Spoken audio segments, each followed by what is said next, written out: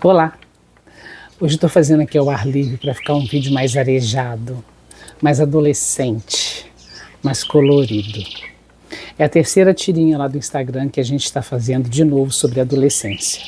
Até porque tem um filme aí, né, nas redes, né, muito importante, chamado Adolescência, que eu sugiro que todos os pais, professores, educadores interessados assistam, né? Então, eu acho que é um momento muito importante para a gente aproveitar e parar para olhar para isso.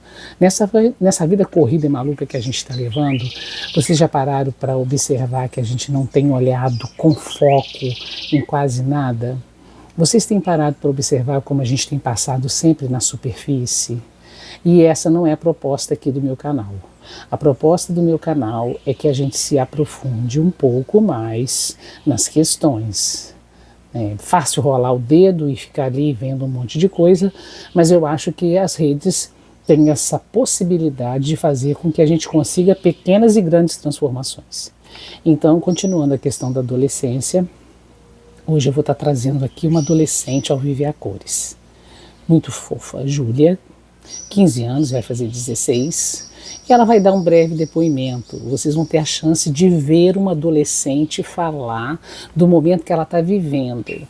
E é muito interessante que vocês observem, né, os momentos que com muita fluidez ela responde, em alguns ela fica, não sei, que também faz parte da adolescência. A gente às vezes fazer uma pergunta a respeito de alguma questão e eles não têm resposta naquela hora.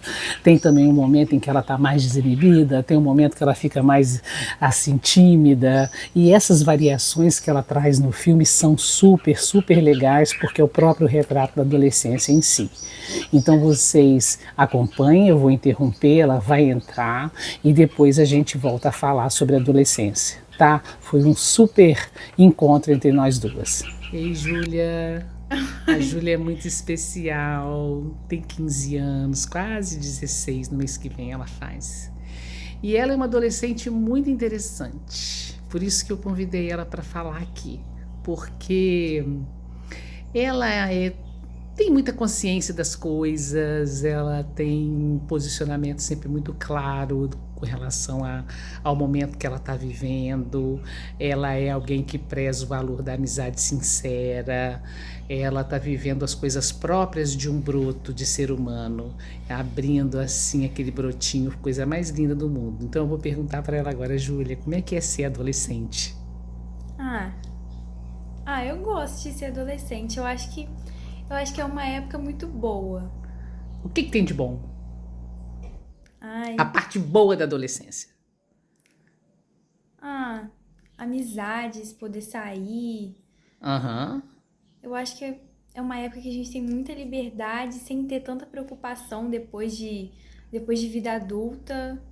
Sim, e a Acho que pura é isso. verdade. Eu costumo dizer que a adolescência é a melhor fase da vida, porque justamente vocês estão curtindo, aprendendo a curtir, e ao mesmo tempo não tem conta para pagar. É. Mas estão caminhando para lá, né? Que a Júlia está no ensino médio. Agora fala pra gente o que é que você percebe que não tá bacana na adolescência de hoje. Ai,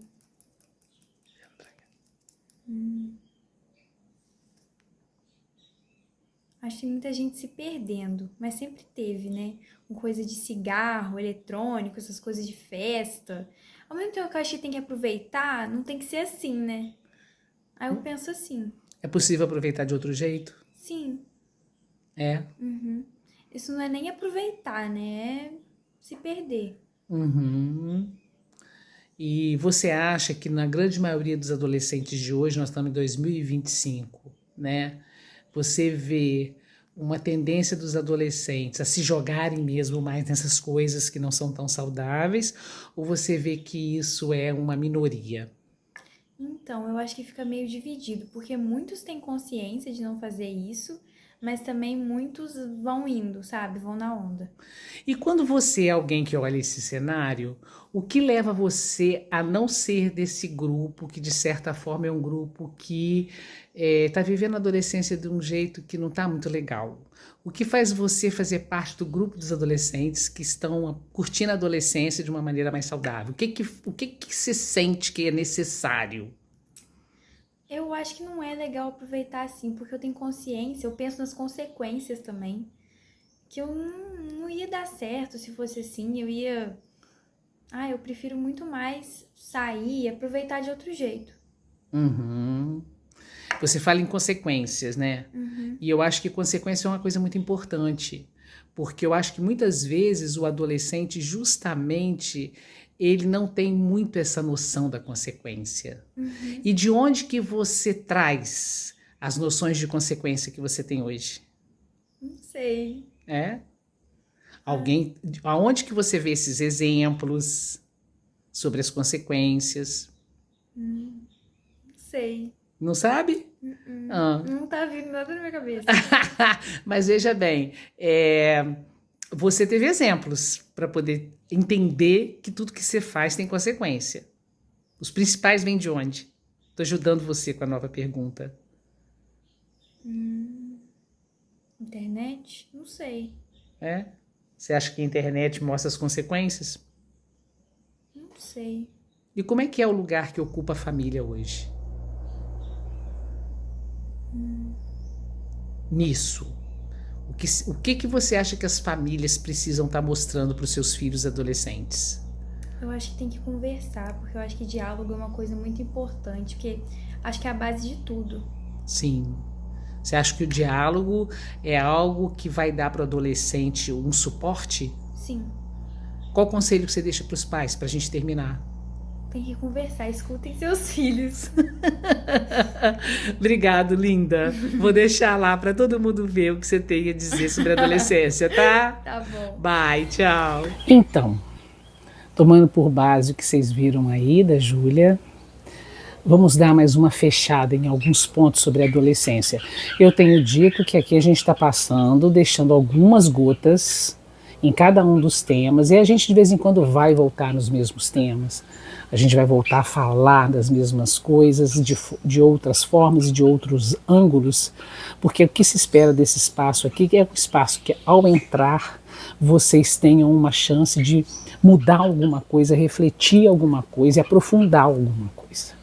A gente está vivendo numa superficialidade muito terrível, que está nos alienando e que está, de certa maneira, nos viciando a rolar o dedo sempre naquilo que nos atrai, que é mais prazeroso e bonito, ao invés da gente estar olhando de situações que a gente está vivendo como humanos, que a gente está precisando cuidar, e a adolescência sobretudo. Então, gente, a adolescência, como eu já disse, ela é uma verdadeira revolução. Uma revolução que pode ser maravilhosa para a constituição do ser humano no futuro, mas é uma revolução que merece cuidado, merece carinho, merece um olhar assim bem apurado.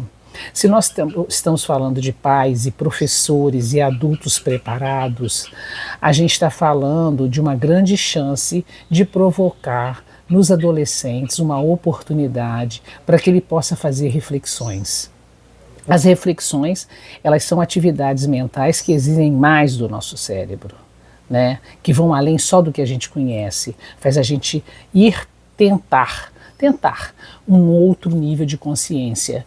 Então, diante de uma situação qualquer frente a um adolescente, se vocês estiverem olhando e se vocês entenderem, pais, professores, adultos, que aquilo ali não está legal, chama para conversa e chama para reflexão. O que você acha que isso pode te trazer?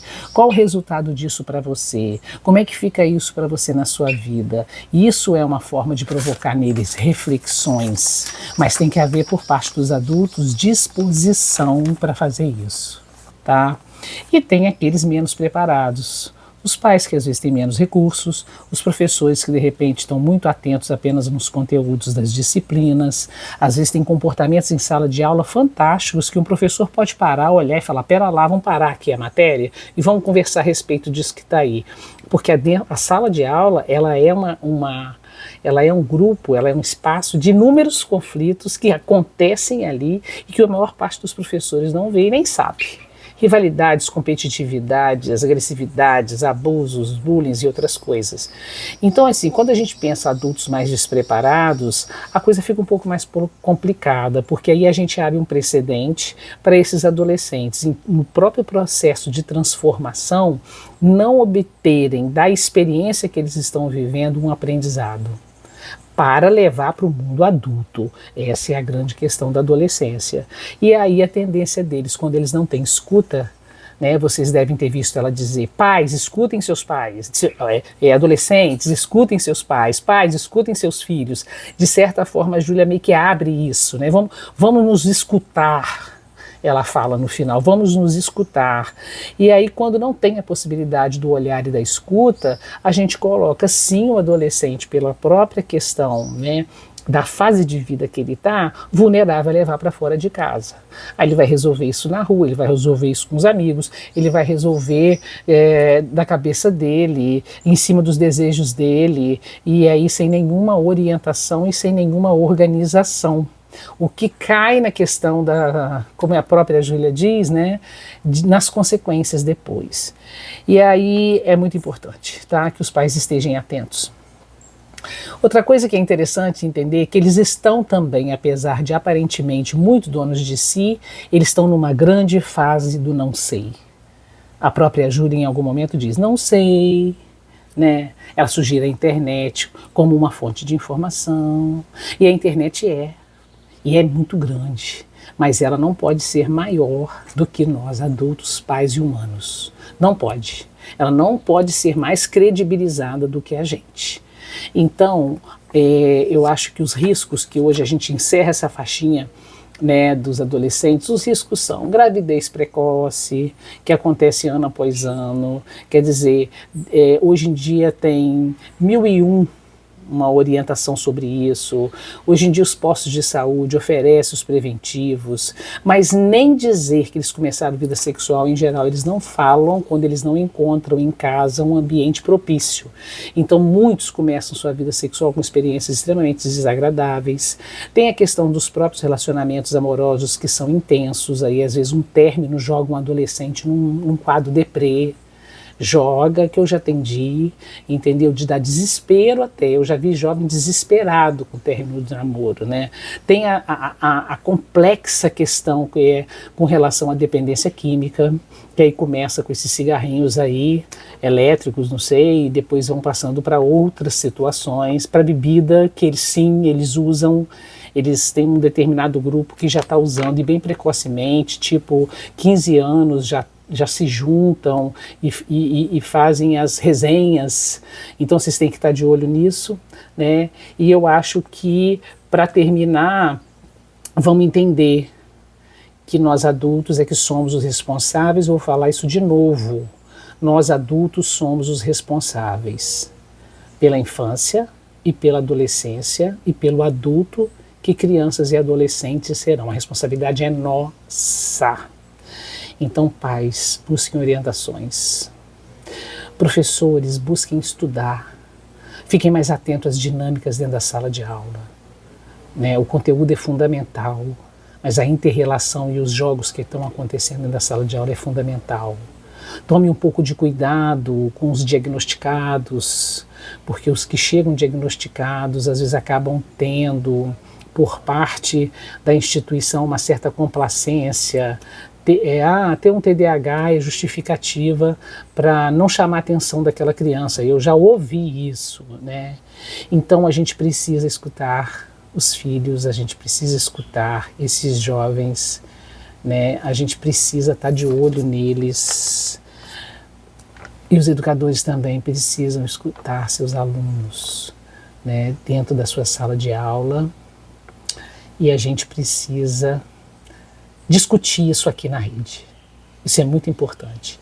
Dei a opinião de vocês a respeito, que mais para frente a gente vai mudar a temática semana que vem, mas a gente vai, a partir de semana que vem, mas a gente volta nela quantas vezes for necessário, tá bom? Eu espero estar colaborando. Tchau.